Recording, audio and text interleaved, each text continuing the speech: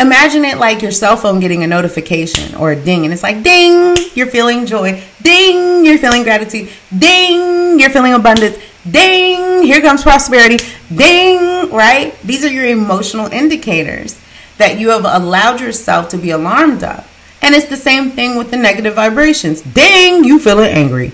Ding, you feeling anxious. Ding, you feeling sad. Ding, you feeling depressed. Ding. And you're using, so what are you doing with those emotions? In order for you to get something that you never have, you have to think a thought that you never thought. It's that simple.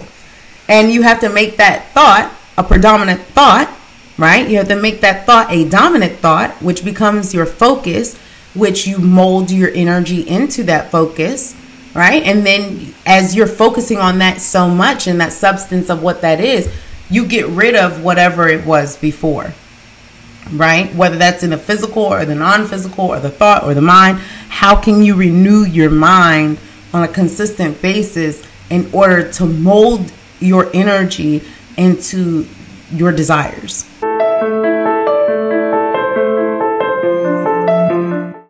Assalamu alaikum wa rahmatullahi wa barakatuh. Peace, blessings, and mercy be unto you. What's up, everybody? It's your girl, Khadija Toto, and you are listening to Late Chat Lounge, the podcast where we're all about mindset development and how to bring ourselves and elevate ourselves and ascend ourselves to the next level, learning one strategy, one observation, one thing at a time as we align ourselves.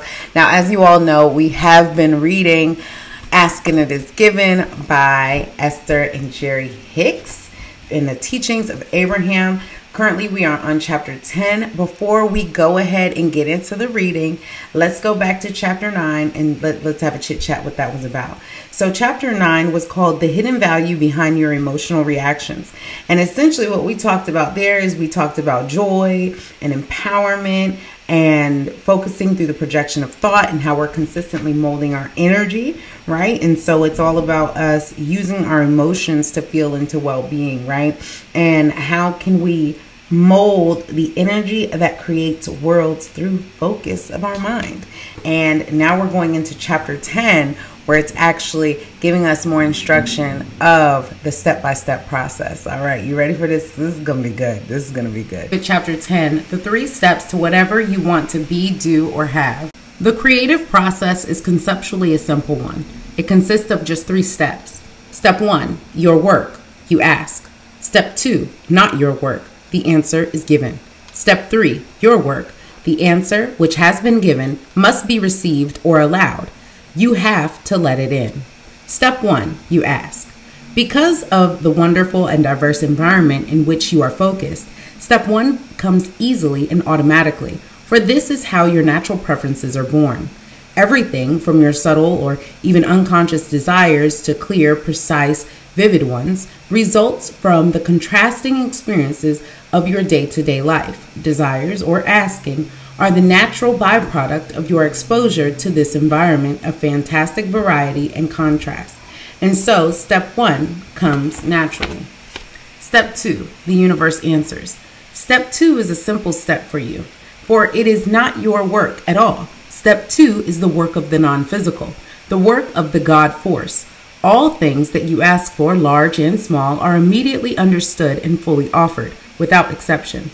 Every point of consciousness has the right and the ability to ask, and all points of consciousness are honored and responded to immediately. When you ask, it is given every time.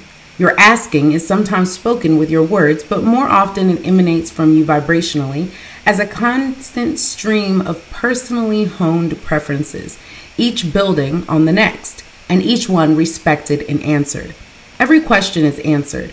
Every desire is given, every prayer is answered, every wish is granted. But the reason that many would argue with that truth, holding up examples of unfulfilled desires from their own experiences, is because they have not yet understood and completed the very important step 3. For without the completion of this step, the existence of step 1 and 2 could go unnoticed. Step 3, you allow it in. Step 3 is the application of the art of allowing. It is really the reason your guidance system exists. It is the step whereby you tune the vibrational frequency of your being to match the vibrational frequency of your desire. In the same way that your radio tuner must be set to match the frequency of the broadcasting station you desire to hear, the vibrational frequency of your being must match the frequency of your desire. And we call that the art of allowing. That is, allowing what you are asking for. Unless you are in the receiving mode, your questions, even though they have been answered, will seem unanswered to you. Your prayers will not seem to be answered, and your desires will not be fulfilled. Not because your wishes have not been heard, but because your vibrations are not a match. So you are not letting them in. Every subject is two subjects, wanted and unwanted. Every subject is really two subjects. There is that which you desire and the lack of it. Often, even when you believe you are thinking about something that you desire, you are actually thinking about the exact opposite of what you desire. In other words, I want to be well, I don't want to be sick. I want to have financial security, I don't want to experience a shortage of money. I want the perfect relationship to come to me, I don't want to be alone. What you think and what you get is always a perfect vibrational match. So, it can be very helpful to make a conscious correlation between what you are thinking and what is manifesting in your life experience. But it is even more helpful if you are able to discern where you are headed even before you get there. Once you understand your emotions and the important messages they are giving you, you will not have to wait until something has manifested in your experience to understand what your vibrational offering has been. You can tell by the way you feel exactly where you are headed. Your attention must be on it, not on the lack of it. The creative process is occurring whether you are consciously aware of it or not. Because of the variety and contrast of your experience, continual new preferences are being born within you, and you are, even without knowing it, broadcasting them as requests. And in the moment that you broadcast a preference, source energy receives your vibrational request, and by the law of attraction offers immediate responses, which you must then align to vibrationally. The reasons that you are not always aware that your desires have been answered is because there is often a time gap between your asking, step 1, and your allowing, step 3. Even though a clear desire has emanated from you as a result of the contrast you have considered. You often, rather than giving your attention purely to the desire itself, focus back on the contrasting situation that gave birth to the desire. And in doing so, your vibration is more about the reason you have launched the desire than it is about the desire itself.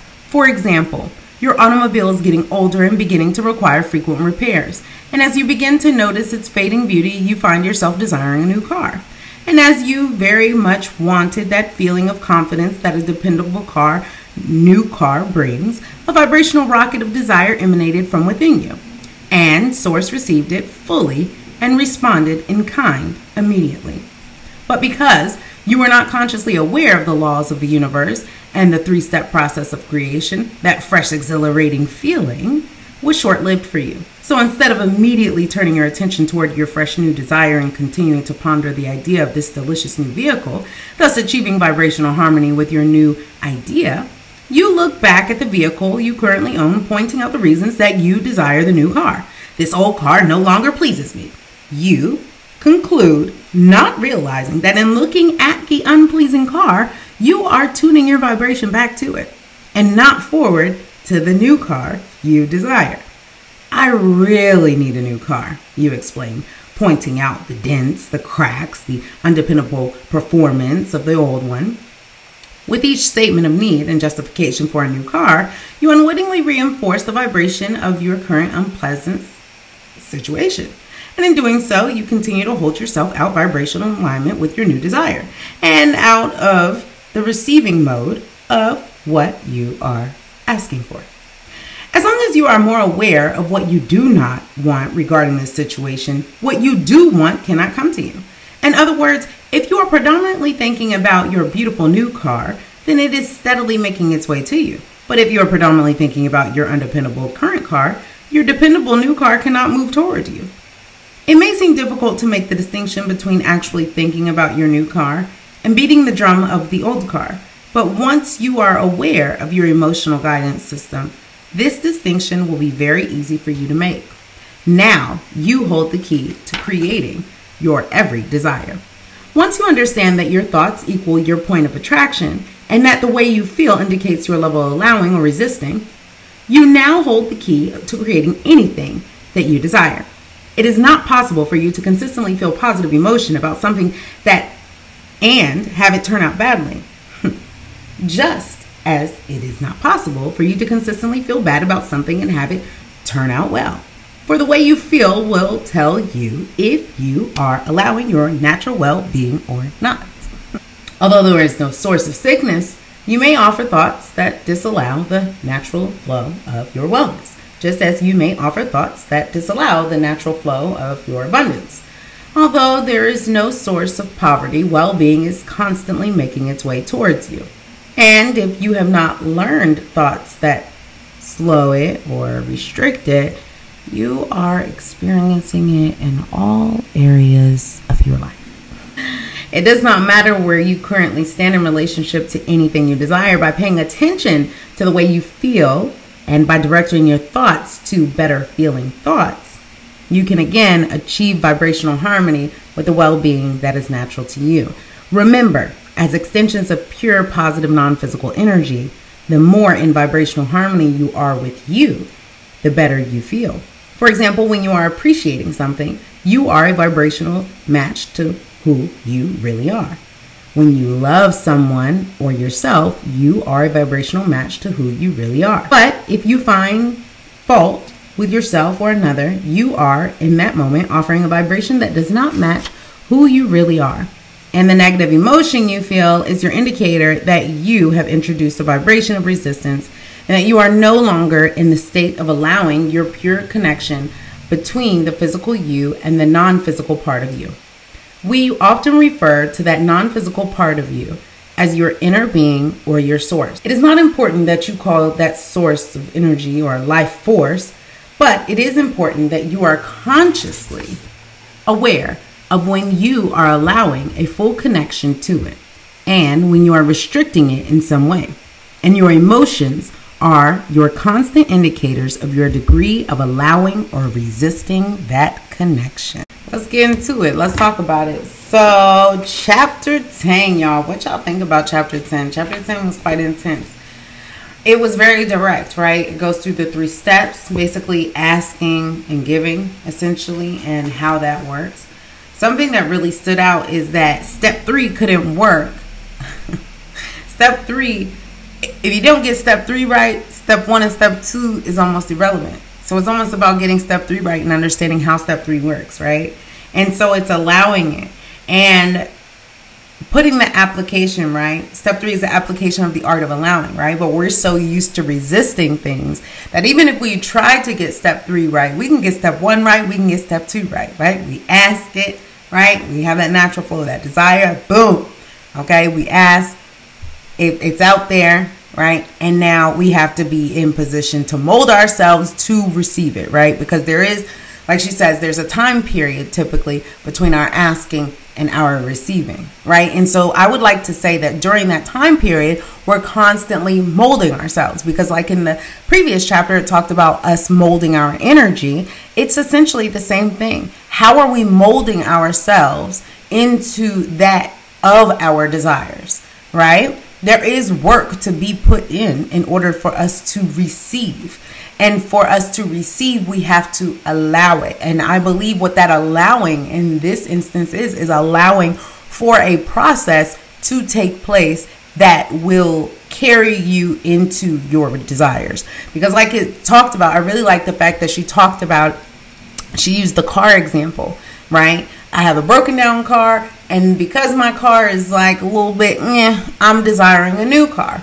right? And instead of me just focusing my attention on the new car, I keep focusing my attention on why the old car is not so good, and then I'm focusing on the new car, and then I'm focusing on the old car again, and then I'm focusing on the new car, and then I'm focusing on the old car again, right? And so when we 100% focus our attention on that of our desires, we see boom, boom, boom, boom, boom, all of the manifestations begin to happen, because we are setting up we are in vibration and in alignment to receive in the first place. Okay. And she talks about how everything is really two subjects. There is that which you desire and the lack of it.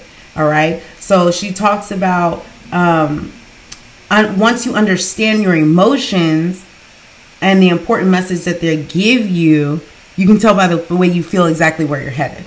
Right. So when you have the feeling, right, they say thoughts becomes feelings, feelings become actions, right? Now, the thought becomes a feeling. Now, is it a feeling of allowance or is it a feeling of resistance? Because if it's a feeling of allowance, you're going to take action towards your desire. If it is a feeling of resistance, then you are not going to take action towards your desire and instead be stuck in the same old thought. Okay, so we really have to focus our thought on the new thought of the desire that we want, because that thought is equal to the point of attraction, as she said earlier. Now, in step 3, I love it because step 3 talks about how you have to be clear, right? You have to be clear on what you want. And it's all about controlling that process, right? What is the predominant thought? What is the dominant thought? Okay. And I say predominant because that matters too. What is the thought that comes before that? How can we clear ourselves? It reminds me of, in the Bible, it talks about getting rid of the old man, right? Getting rid of the old man. And those who follow Neville Goddard, he talks about getting rid of the old man as well and putting on the new man, and where the old man just gets completely wiped out. Because when you're coming and renewing your mind on a consistent basis, and you're coming into a place of new thought, new environment, new levels, new all these things. That's why they say new levels have new devils. It's not that it has a new devil. It's just that when you have ascended in a certain way, or you come into your desire, you are in a vibrational harmony that you weren't in before to even achieve or to have something that you didn't have before, right? Which makes sense. In order for you to get something that you never had, you have to think a thought that you never thought. It's that simple. And you have to make that thought a predominant thought, right? You have to make that thought a dominant thought, which becomes your focus, which you mold your energy into that focus, right? And then as you're focusing on that so much and that substance of what that is, you get rid of whatever it was before, right? Whether that's in the physical or the non-physical or the thought or the mind. How can you renew your mind on a consistent basis in order to mold your energy into your desires? Come on. Come on. If I'm going too fast, let me know. If I'm going too fast, let me know. If I'm going too fast, let me know. If I'm going too fast, if I'm going too fast, if I'm going too fast, let me know. Anyways, there was a lot that this chapter had to offer. And she talks about just remembering that we're non-physical energy, and that us appreciating is us in alignment with who we truly are. And to appreciate means what? To multiply, to have more of, right? So when we appreciate something, when we show gratitude for something, we're multiplying that thought. We're multiplying that feeling, right? People make it so mystical of, oh, you just, once you have gratitude, you get more and more and more of whatever that is. And the reason for that is because when you have gratitude and you are showing appreciation, and when you are showing appreciation, right? When you are showing appreciation, even more of those thoughts, even more of those feelings, you are allowing and receiving more of those feelings and allowing more of that to come to you, right, of that which you want, which is the good feelings. And that's why she says, watch those feelings. Use your emotions as indicators, because it's going to essentially notify you. Your emotions are like indicators, right? And so when you have your indicators and you have them set at different points, right, or you're aware of it, imagine it like your cell phone getting a notification or a ding, and it's like, ding, you're feeling joy. Ding, you're feeling gratitude. Ding, you're feeling abundance. Ding, here comes prosperity. Ding, right? These are your emotional indicators that you have allowed yourself to be alarmed of. And it's the same thing with the negative vibrations. Ding, you feeling angry. Ding, you feeling anxious. Ding, you feeling sad. Ding, you feeling depressed. Ding. And you're using, so what are you doing with those emotions, right? And I think she explains it very well when she says, I think this is the perfect definition of emotional intelligence. She says, it does not matter where you currently stand in relationship to anything you desire. By paying attention to the way you feel and by directing your thoughts to better feeling thoughts, you can again achieve vibrational harmony with the well-being that is natural to you. And that's all emotional intelligence is it's feeling it, but how are you moving through it? Whether it's a good feeling or a bad feeling, how are you moving toward that desired state in which you want to achieve? Listen, are you allowing and resisting the connection? And that's essentially what the whole chapter is about. Before we get off of here, I want to say something real quick. I remember reading this book back in 2017, right? 2017, 2016. That's when I first read this book. And I promise you, as we're reading through this again in 2023, December, it's not even December yet. I'm in December. It's December for me. As we move into this, I'm realizing, I'm like, have I even read this book before? I keep asking and I know for a fact that I have read this book. But like the first chapter says, you only hear what you're ready to hear. And I remember this book changing my life because I was like, oh my gosh, I'm getting everything that I want. And because I'm in vibrational, I understand what's happening, right? I'm not going to say, all praises be to, whatever. No, like all praises are always due to God. Let us first clear that out. All praises are always due to God. Now, I also know that all knowledge is God's knowledge. And so to be able to have a certain branch knowledge that has certain actions that allow for executions to take place and to order the mind out of chaos and chaotic thought processes that are more directed towards desires, it feels good. And that's what changed my life. And whatever it was that I needed at that time, because what I really remember is understanding I'm the deliberate creator of my own reality. I create my own reality. And anytime things would happen to people, I'd be like, yo, you're the creator of your own reality. Why are you tripping? You are the creator of your own reality. If you don't like that, then change it. If you don't like that feeling, then get out of the feeling of it. Why are you staying stuck there? I used to not really understand it, but now I'm reading this book very different. After going through a few trials and tribulations in life, I'm like, oh my gosh, I never noticed this part before. And something that's really sticking out this go around of the reading is that is heavy emphasis on focus, on focusing and understanding what that thought is, right? That specific thought, being specific with the thought and staying focused on that. And let it be a good thought, of course, and a great desire, and focus all the energy and attention on that. And that's what's going to be what allows all of these things to manifest. Watch, life is about to change. I'm telling you, I'm recording this. I'm allowing this to be on the recording. So that way, when everything blows up on this channel, y'all going to be like, wow, she said that in the reading. But by that time, we're going to be on a different book. So y'all going to have to come back to see this recording. So if you are watching this recording, hey y'all, hey, this was the evidence. Just letting y'all know, and I'm speaking life into it because I understand how this works. Okay, so this is the chapter that changes your life. Yes, this is the chapter that everybody's gonna reference. This is the one. Hey everybody, welcome. So, anyways, Assalamu alaikum wa rahmatullahi wa barakatuh. Peace, blessings, and mercy be unto you. Thank you so much for joining me on Lit Chat Lounge, your mindset development podcast, where we do our thing and we litty, okay? We litty. I'm talking about this kind of lit, okay? Not the other kind of lit. Nah, let's do our thing. Let's do our thing. Ooh, yeah, Lit Chat Lounge. I'm about to get an introduction song, y'all. Anyways, y'all have a